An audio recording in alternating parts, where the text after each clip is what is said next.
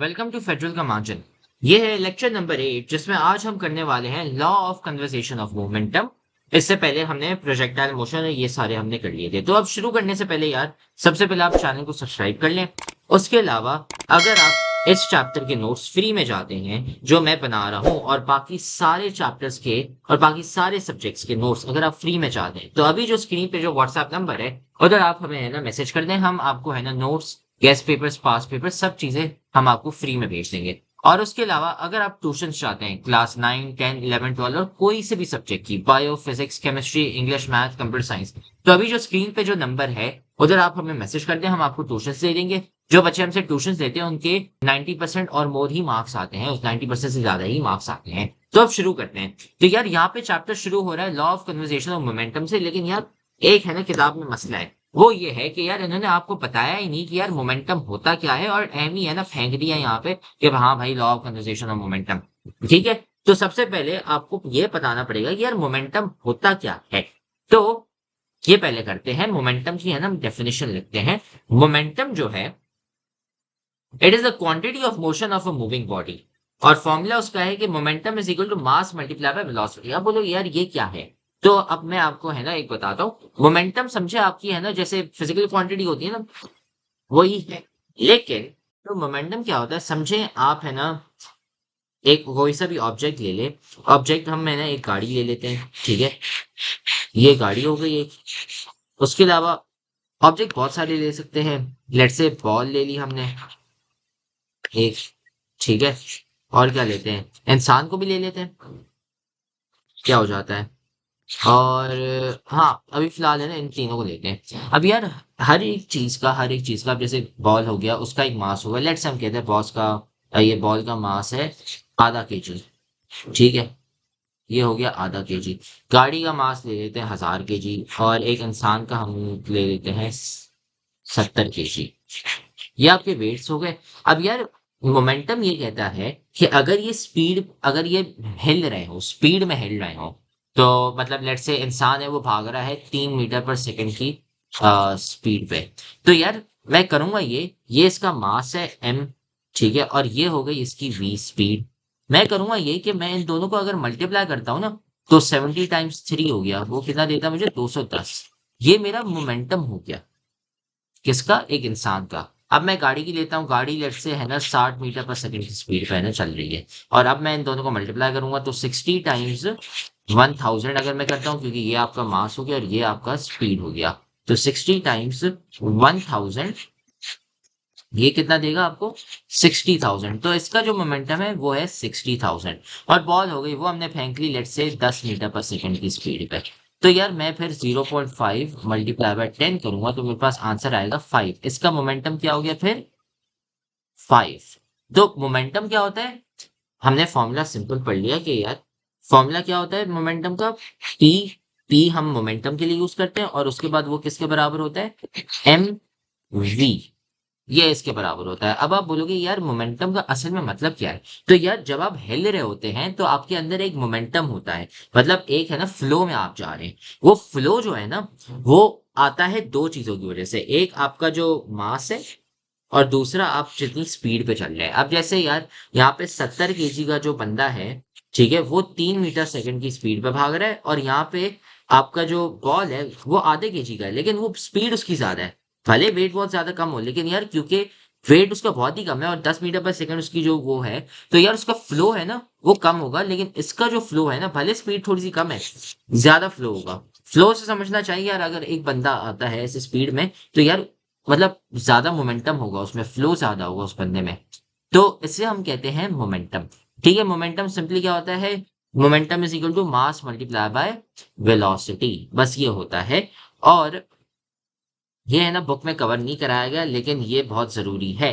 क्यों जरूरी है, क्योंकि यार जब तक आप मोमेंटम का खुद से डेफिनेशन नहीं पढ़ लेते तो तब तक है ना आपको ये समझ नहीं आएगी यार ये लॉ लिखा क्या हुआ है यहाँ पे मोमेंटम का। ठीक है, तो ये मोमेंटम हो गया। फिर उसके अलावा इसका यूनिट क्या है, तो यार यूनिट जो है ना मोमेंटम का वो होता है केजी मीटर पर सेकेंड। ठीक है, ये हो गया आपका यूनिट, केजी मीटर पर सेकेंड आपके मोमेंटम का।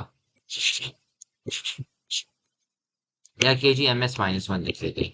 ठीक है, तो ये हो गया आपका मोमेंटम। फिर उसके बाद हम आते हैं कि law of conservation of momentum क्या है। तो यार अच्छा, फिर है ना मोमेंटम ट्रांसफर की बात आती है। मोमेंटम ट्रांसफर से क्या मुराद? अब समझे कि यार ये है ना आपकी जमीन आ गई यहाँ पे, ठीक है, और समझे यहाँ पे है ना एक बॉल है और दूसरी बॉल है ना एक और, वो समझे इधर है। अब यार ये वाली जो बॉल है ना, ये वाली बॉल, इसका हम वेट ले लेते हैं 2 kg। ठीक है, ये समझे एक बॉल है जिसका वेट है ना 2 kg है। और फिर ये बॉल है आपकी उल्टे हाथ सीधे हाथ पे, इसका हम वेट ले लेते हैं 3 kg। और समझे आपकी ये जो दूसरी वाली जो बॉल है, ये है ना हिल रही है, ये है ना उस तरफ जा रही है, राइट साइड पे जा रही है, उस बॉल के पास कितनी स्पीड पे लिख लेते हैं हम, लेट से 3 मीटर पर सेकेंड। और ये वाली जो बॉल है, ये है ना खड़ी हुई है सुकून से। ठीक है, तो अभी फिलहाल यार हमें मोमेंटम निकालना है। मोमेंटम कितना है अभी फिलहाल? तो यार मोमेंटम हमारे पास जो लेफ्ट साइड पे जो ये है ना, लेफ्ट साइड पे जो बॉल है उसका पी जो है, P1 लिखते हैं क्योंकि ये बॉल 1 हो गई और ये आपकी बॉल 2 हो गई। P1 किसके बराबर हो गया? Mass times weight, mass times velocity. Mass क्या है? 2 है, और वेलोसिटी आपकी क्या है? 3 है। और ये याद रखें ये प्लस में है क्योंकि अगर लेफ्ट पे होगा तो वेलोसिटी आपकी माइनस होगी, राइट पे तो मतलब पॉजिटिव है। तो 2 × 3 कितना आता है? 6। तो यार इसका जो मेरा मोमेंटम है वो है 6 kg/मीटर। और अब राइट साइड वाली है उसका P2 क्या है यार? देखो वेट हमें पता है वो है 3, लेकिन यार वो चुप है ना एक जगह पे बैठी हुई है सुकून से, कोई फ्लो ही नहीं है, तो जीरो होगा वेलोसिटी, तो यार इसका जीरो है। ठीक है, तो ये हो गए हमारे मोमेंटम। अब यार होता ये कि ये बॉल है ना सीधे हाथ पे जा रही है जा रही है जा रही है, लेकिन एक पॉइंट आएगा कि यार ये जाते जाते इस बॉल से टक्कर जाएगी। जब ये टकरेगी तो होगा ये कि इसकी स्पीड कम हो जाएगी, है ना, और ये है ना फिर हिलने लग जाएगी यहाँ पे। तो होगा ये कि एक वक्त के बाद, ठीक है, ये वाली बॉल इधर आ जाएगी और है ना ये हिल रही होगी, लेकिन यार वो इतनी तेज से नहीं हिल रही होगी जितनी है ना पहले वो हिल रही थी। ठीक है, तो ये हो गया।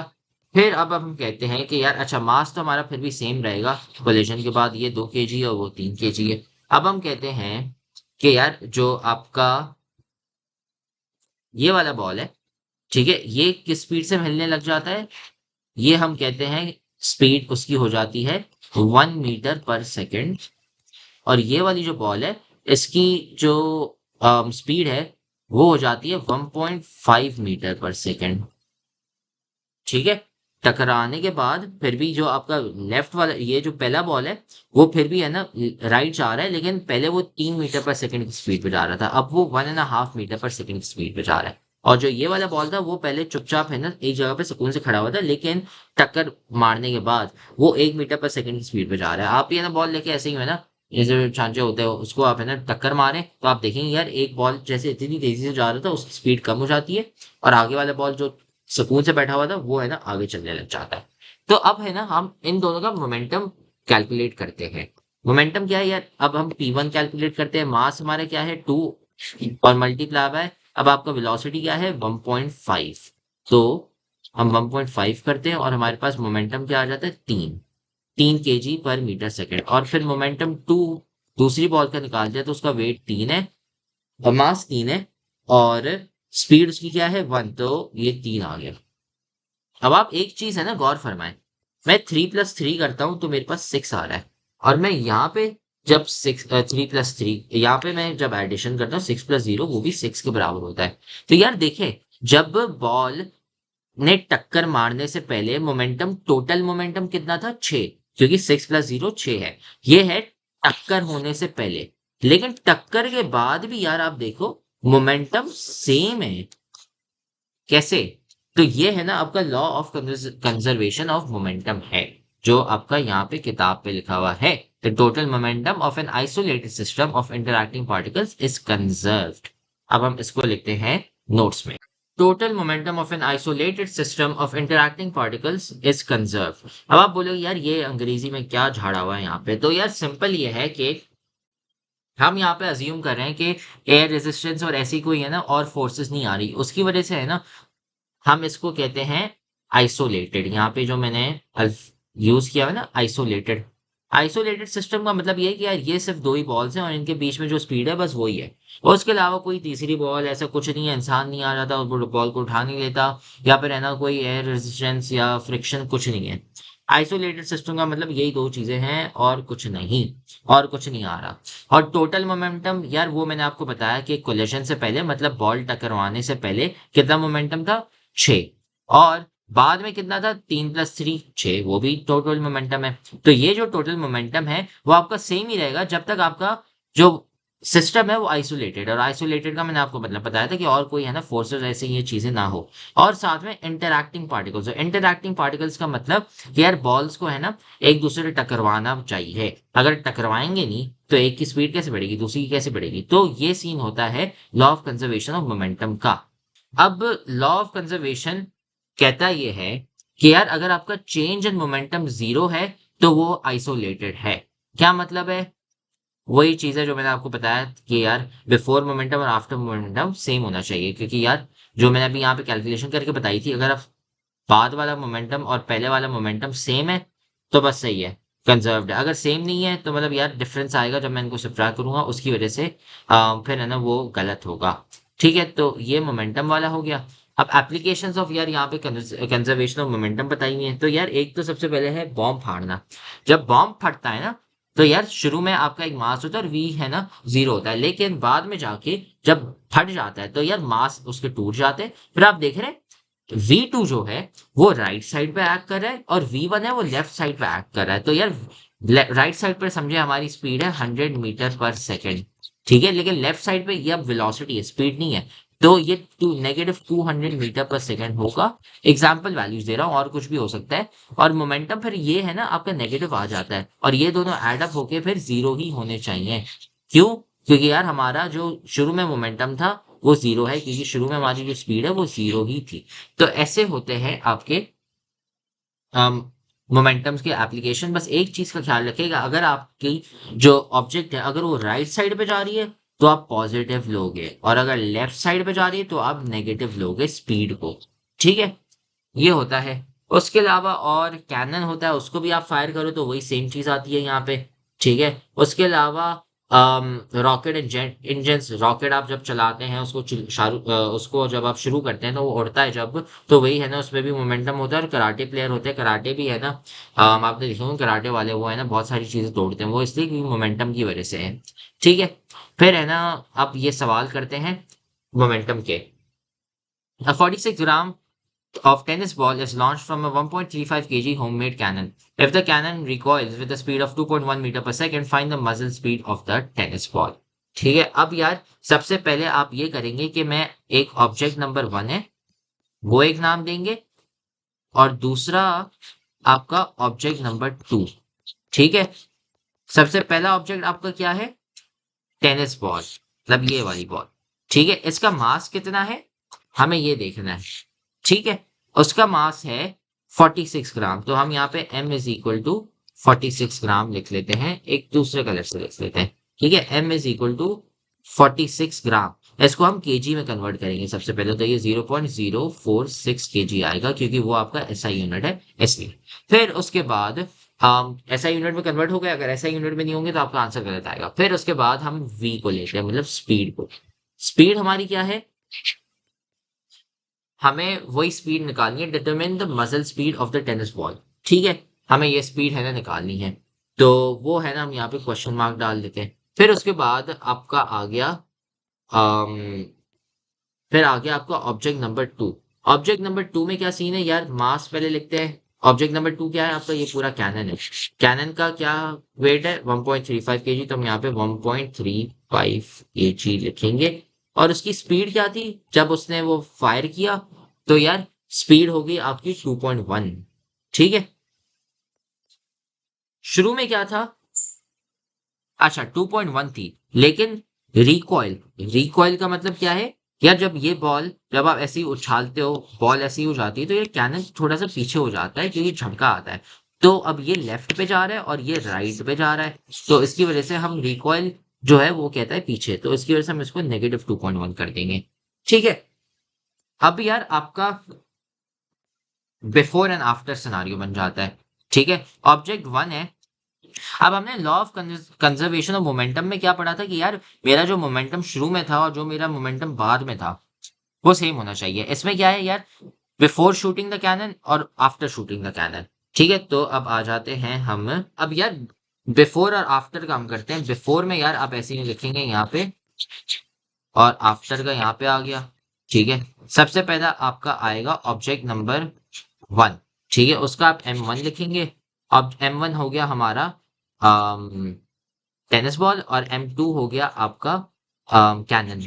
ठीक है, अब M1 मतलब यार पहले शुरू में मेरा मास क्या था, वो सेम ही होगा जो जितना बाद में होगा, तो हम यहाँ पे M1 और M2 को है ना सेम ही लिख सकते हैं। V1 और V2 ही चेंज होंगे, बस वो उसका ख्याल रखना है, और वो हम अभी करेंगे। तो सबसे पहले मास लिख लेते हैं। इसका क्या था, 0.046 kg। ये आ गया 0.046 kg, और इसका था 1.35।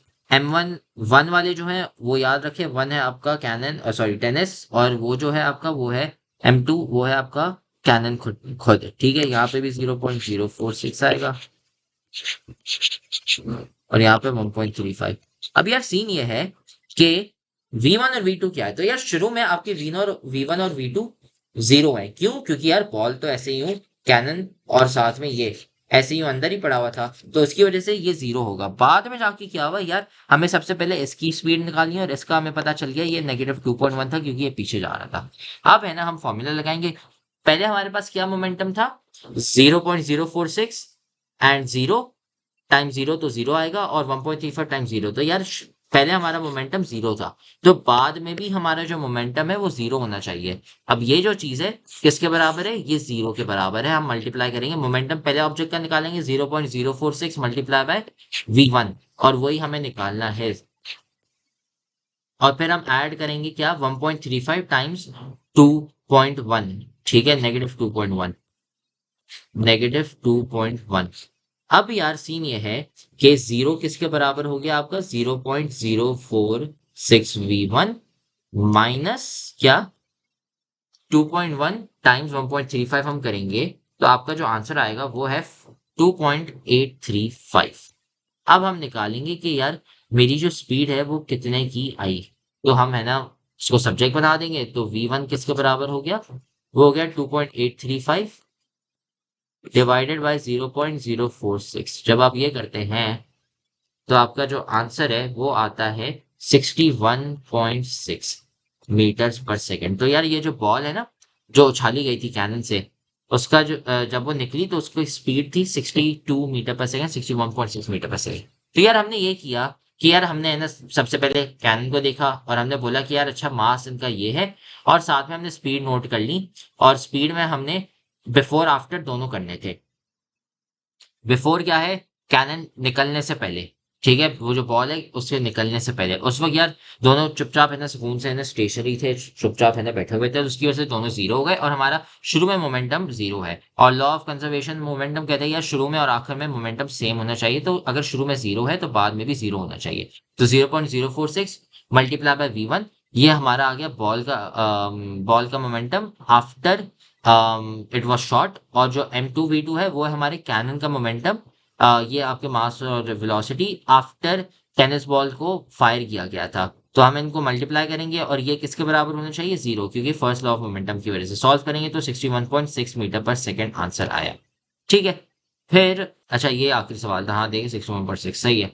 इससे है ना हमारा अब खत्म हो चुका है कंजर्वेशन लॉ ऑफ मोमेंटम। तो अगर आपको समझ नहीं है आप वापसी देख लें वीडियो, या फिर है ना आप हमें व्हाट्सएप पे मैसेज कर लें, या फिर आप हमें यूट्यूब पे कमेंट कर लें, हम आपको समझा देंगे। उसके अलावा चैनल सब्सक्राइब कर लें, वीडियो लाइक कर लें, और अगर आप इस चैप्टर के नोट्स वापसी फ्री में चाहते हैं, जो मैं यहाँ पे बना रहा हूँ बाकी सारे चैप्टर्स के फ्री में नोट्स चाहते हैं, तो अभी स्क्रीन पे जो नंबर है उधर आप हमें मैसेज कर दें, हम आपको नोट्स फ्री में दे देंगे, और साथ में गेस्ट पेपर्स और पास पेपर्स भी फ्री में। उसके अलावा अगर आप ट्यूशन चाहते हैं क्लास 9, 10, 11, 12 की, और साथ में कोई से भी सब्जेक्ट की, bio, physics, chemistry, English, math, computer science, कोई से भी सब्जेक्ट की और कोई से भी क्लास की, तो अभी जो स्क्रीन पे जो नंबर है उधर आप हमें मैसेज कर दें, हम आपको ट्यूशन दे देंगे। जो बच्चे हमसे ट्यूशन लेते हैं उनके हमेशा 90% अबव ही मार्क्स आते हैं। ठीक है, फिर अब है ना अगले लेक्चर में हम शुरू करेंगे इलास्टिक एंड इनइलास्टिक कोलिशन।